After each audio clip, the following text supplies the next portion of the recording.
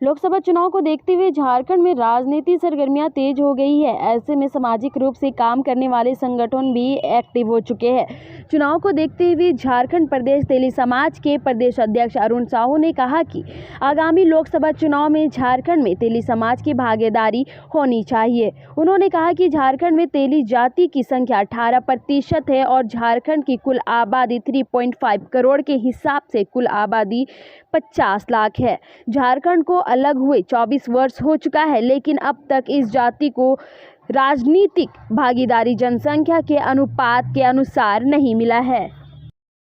आप सभी को जानते हैं, झारखंड प्रदेश में तेली समाज की जनसंख्या 18% है और पूरे झारखंड की कुल आबादी अगर बात कीजिएगा तो 3.5 करोड़ है और जिसमें आबादी के हिसाब से हम लोग की जनसंख्या करीब 50 लाख की है।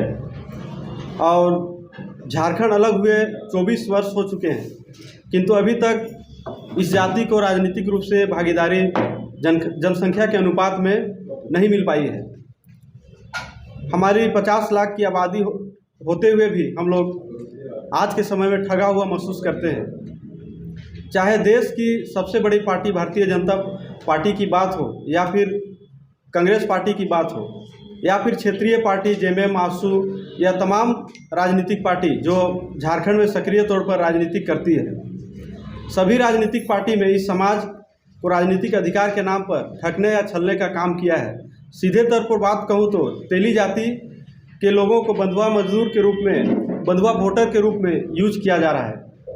खास तौर पर भारतीय जनता पार्टी के सवाल पर करना चाहते हैं, क्योंकि इस पार्टी को हमारे समाज का एक मुश्त वोट हर समय मिलते आया है और भारतीय जनता पार्टी केवल हमारे समाज के लोगों को केवल वोटर और वर्कर के रूप में ही यूज किया है, कभी भी राजनीतिक अधिकार देने का काम नहीं किया है। झारखंड जब से बना है अभी 24 साल हो चुका है और एक भी लोकसभा टिकट हम लोग को आज तक झारखंड बने हुए 24 साल हो गया, लेकिन आज तक कभी भी लोकसभा में हम लोग के जाति के लोगों को प्रतिनिधित्व का मौका कभी नहीं दिया गया। जिसके चलते हम लोग आज ये प्रेस कॉन्फ्रेंस भी कर रहे हैं कि अभी आप लोग देखिएगा 14 लोकसभा सीट में से 11 लोकसभा सीट का घोषणा हो चुका है और एक भी सीट हमारे समाज के लोगों को नहीं दिया गया। हम लोग बीजेपी के साथ साथ तमाम झारखंड में जो राजनीतिक पार्टी है, विशेषकर राष्ट्रीय पार्टी बीजेपी और कांग्रेस के ऊपर में हम लोग बोलना चाहते हैं। अगर हमारे समाज के लोगों को लोकसभा में प्रतिनिधित्व नहीं देती है तो हम लोग एक बड़ा जनसभा करके हम लोग कुछ बड़ा निर्णय लेंगे और ये निर्णय का लोकसभा चुनाव में विशेष प्रभाव दिखेगा। लोकसभा चुनाव में अगर हमारे लोगों को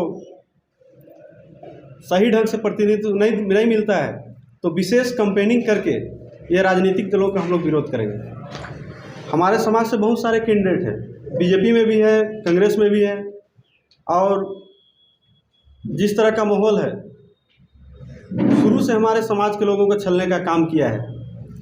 भारतीय जनता पार्टी के पास क्या तेली समाज के कार्यकर्ता नहीं है क्या? बहुत सारे नेता हैं। हम नहीं बोल रहे हैं कि कोई भी फलना आदमी को दे दो टिकट। आपको लगता है कि कोई समाज के लिए या फिर आपके पार्टी के लिए अच्छा वर्क किया है, आपके लिए वरिष्ठ कार्यकर्ता है, उसको टिकट दीजिए। इसी बात हम कांग्रेस पार्टी के लिए बोलना चाहते हैं। मैं अपने लिए टिकट नहीं मांग रहा हूँ, समाज के लोगों के लिए मैं टिकट मांग रहा हूँ। और नहीं होता है तो फिर हम लोग पूरे समाज के जितने भी हम लोग के टीम है, कमेटी है, जिला कमेटी हो या फिर पंचायत कमेटी हो या गांव कमेटी, सभी मिल के हम लोग एक बड़ा निर्णय लेंगे। और बीजेपी में अभी हम लोग के डुल्लू महतो जी हैं, धनबाद से वो दावेदारी किए हुए हैं। हम लोग उनके लिए मांग करते हैं कि उनको टिकट दिया जाए, या बीजेपी को लगता है कि उनसे भी कोई मजबूत दावेदार है तो उनको दिया जाए अपने समाज से। किन्हीं को भी आप वहाँ पर लड़ाइए ना। अब एक भी सीट नहीं दीजिएगा तो विरोध तो होगा ही ना। अगर आप लोग ऐसा अगर नहीं मिलता है तो क्या आप लोग भी अपना कैंडिडेट उतारेंगे? कई समाज के लोग ऐसा बोल रहे हैं। देखिए, दक्षिणी छोटा नागपुर में आपका खूंटी लोकसभा और लोहरदगा लोकसभा है, जिसमें हम लोगों की वोट के बिना कोई भी राजनीतिक पार्टी वहाँ पर चुनाव नहीं जीत सकती है। अगर हम लोगों को राजनीतिक भागीदारी नहीं मिलती है तो हम लोग इन दोनों सीटों पर मतलब हम लोग का जो भी दमखम है दिखाने का काम हम लोग करेंगे और विशेष अभियान चलाकर कैंपेनिंग चलाकर वहाँ पर, और जो भी निर्णय आएगा और जो रिजल्ट आएगा वो आप लोग देख के जरूर राजनीतिक पार्टी लोग चौंकने का काम करेंगे।